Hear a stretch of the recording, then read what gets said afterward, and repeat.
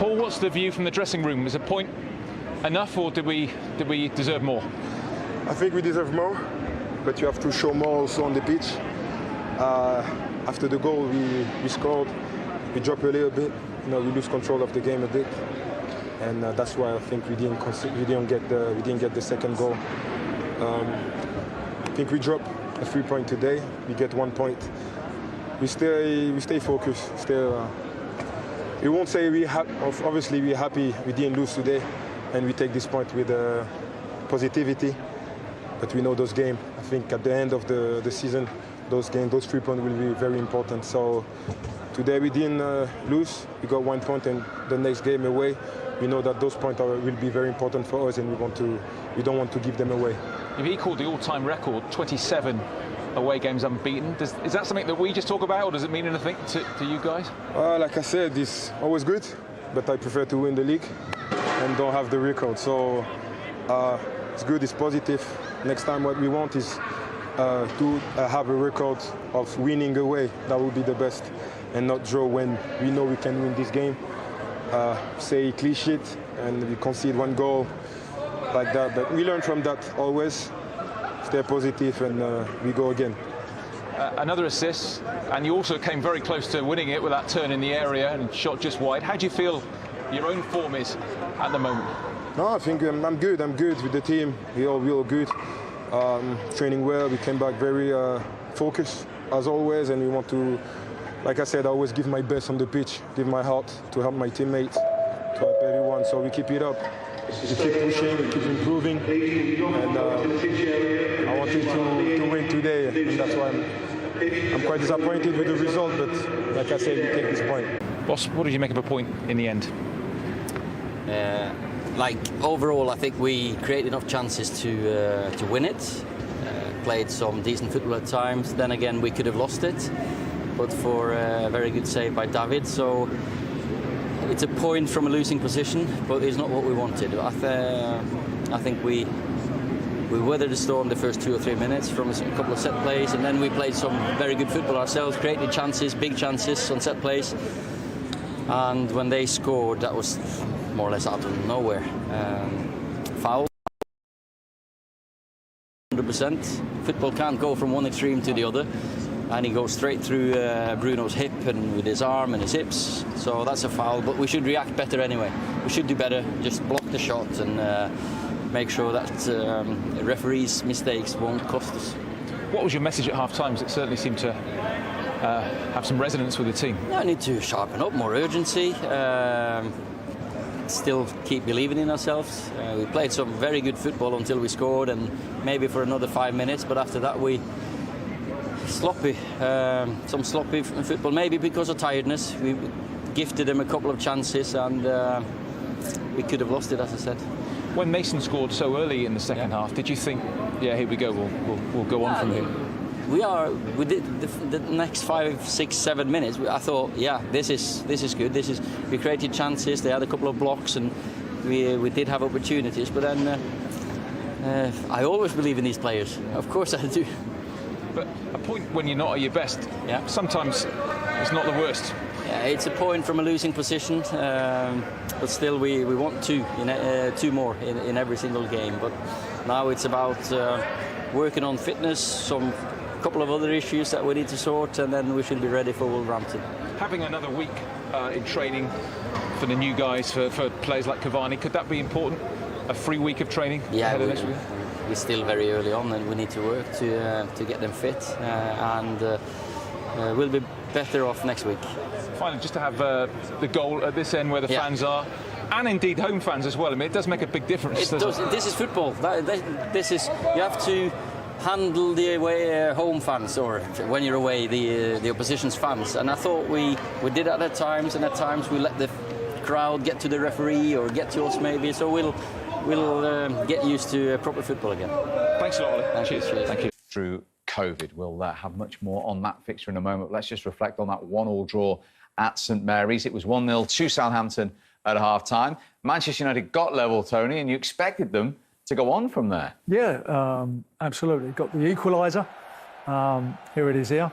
Great work by Drogba. He did great work, and that's that man again, Michael. Yeah. What a great finish. It wasn't the cleanest of strikes, was it? But as you say, Pogba does really well here, just flicks it into a dangerous area. And you just see Greenwood pulling off his man. I mean, he could go to where the bodies are and closer to goal, but he just pulls off. He feels there's a space around the penalty spot. And then strikes. I think if the defender was not in front of the goalkeeper, Tony, he would have saved that. I think he was probably blocking his vision, but disappointing to concede when it's a miss it and it squirms in over the line. But you did expect Manchester United to then go and kick into another gear. And I thought Southampton did really well to sort of stem that flow. And if anything, actually had 1 or 2 chances themselves to win it. Yeah, and with Adam Armstrong on his home debut, having scored at Goodison on his debut, perhaps might have done a little bit better. Definitely, you've got to be scored. This isn't a very hard chance for a finisher like this.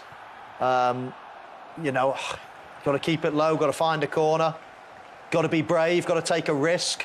I know lots of people think just hit the target in this situation, but it's never been on my agenda. I think you've got to find a corner and be brave. It's another chance, isn't it, this one? Just that little flick there of the boot from Matic, I think, just puts him off here. Because I think if that flick of the boot hadn't come towards his face, then I think he picks up the line of the flight earlier and stoops and heads it in. And you could see the 2 managers at the end who was more pleased with that point. Yeah, Ralph's got to be absolutely delighted with that. Like I said, they've had some good chances at the end to go and win it. So, yeah, there's a few issues there with United. You know, we were so excited at the start of the game, and then we've gone, actually, you know, some poor performances. I thought Fred was poor today. He gave the ball too many times away for me. You know, so a few worrying things there for United.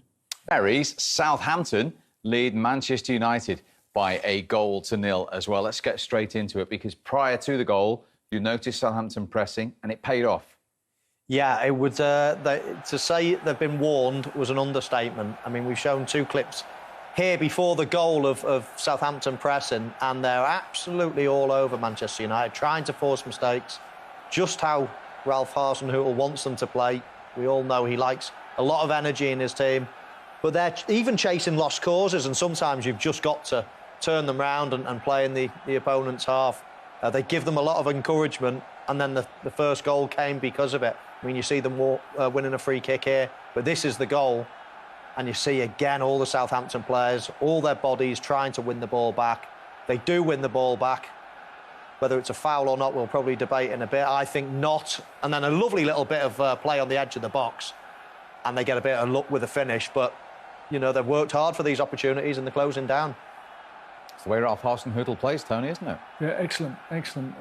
Full press, brilliantly closed down. And, you know, it's got to be very careful in these Foul areas. for you here?